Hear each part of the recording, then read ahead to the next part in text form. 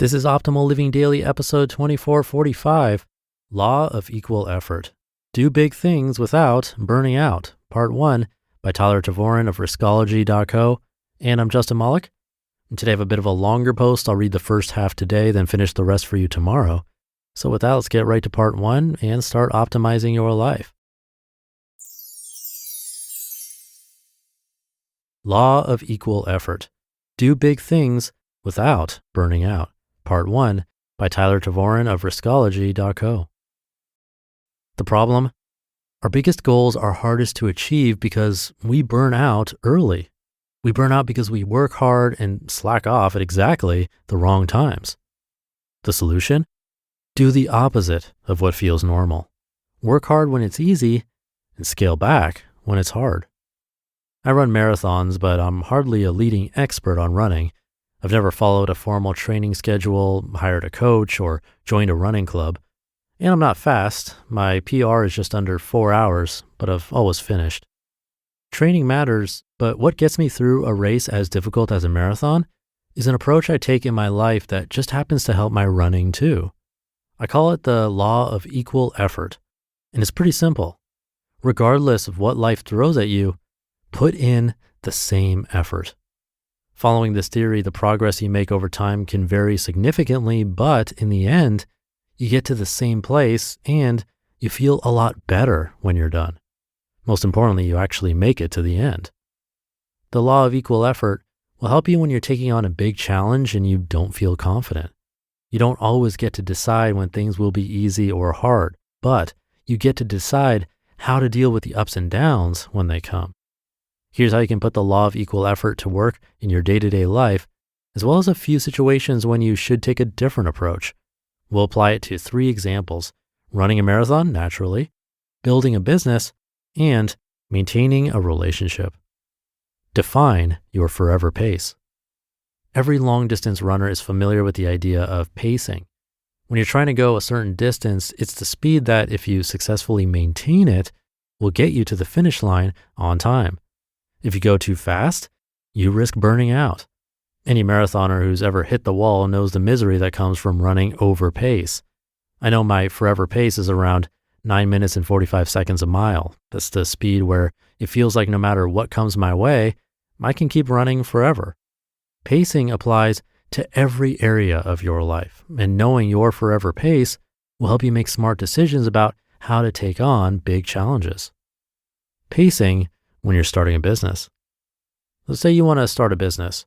First, you'd ask yourself if it's your passion project you want to run forever, or if you're starting something to sell after a few years. Each of these scenarios needs a pace, but it'll be different depending on the goal. If you want to run your business forever, you pick a pace you can stick with forever. That doesn't mean you will stick with it forever, but if you don't set a reasonable pace from the beginning, you'll burn out and give up early. On the other hand, if you're building something you want to sell in 2 years, you'd ask yourself, what needs to get done in the next 2 years, and what pace can I maintain that will get me there? You may need to push yourself pretty hard to make the goal, but you'll at least know what that pace is so you don't go too fast and hit the wall, or too slow and miss the target. Pacing for relationships. What if you're an introvert and you're building a relationship with a new friend or partner?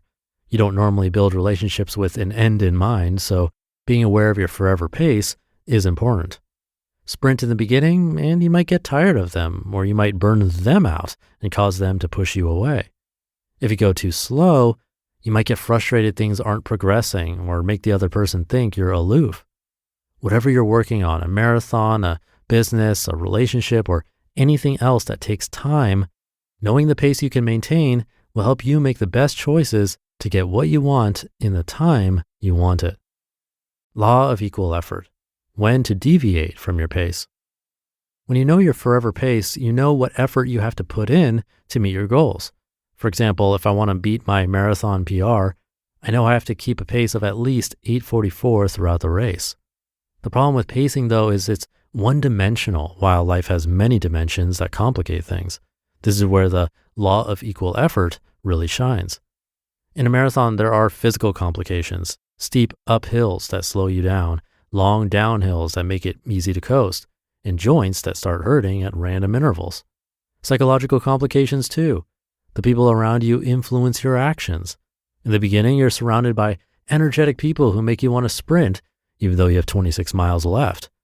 By the end, you're sore and surrounded by exhausted people. You want to slow down, even though there's only a tiny distance left. A novice runner will ignore their pacing when it's most important and try to stick to it when it's least important. They'll get caught up in the excitement and run too fast at the starting line, not realizing they just used up everything they need at the end. Or they'll feel their pace slowing on a difficult hill and push themselves to speed up. Both scenarios, especially combined, lead to burnout and poor performance. A better approach? Hear that on tomorrow's episode. You just listened to part 1 of the post titled Law of Equal Effort, Do Big Things Without Burning Out by Tyler Tervooren of Riskology.co. Thank you to Tyler. Burnout is real. It's kind of funny how we all experience it with certain things, even things that are good, like running, exercising, starting a business, and relationships. Yet even knowing this could be an issue, we ignore the early signs of burnout and go at whatever pace we feel like in the moment. And as Tyler mentioned, that can cause plenty of problems down the road. For me, I accidentally started at the right pace with this podcast, but thought it'd be pretty easy to add Optimal Finance Daily and Optimal Health Daily within 6 months of launching this show, and that was difficult. I was probably doing 90% of the work while trying to get help anywhere I could, training others to show them what exactly I'm doing, all while trying to keep my head above water so that the hosts of those shows could have enough time to record. And excitement is a great thing, but if we don't pace ourselves, we'll definitely suffer later.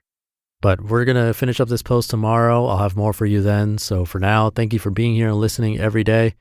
And we'll finish up this one tomorrow where your optimal life awaits.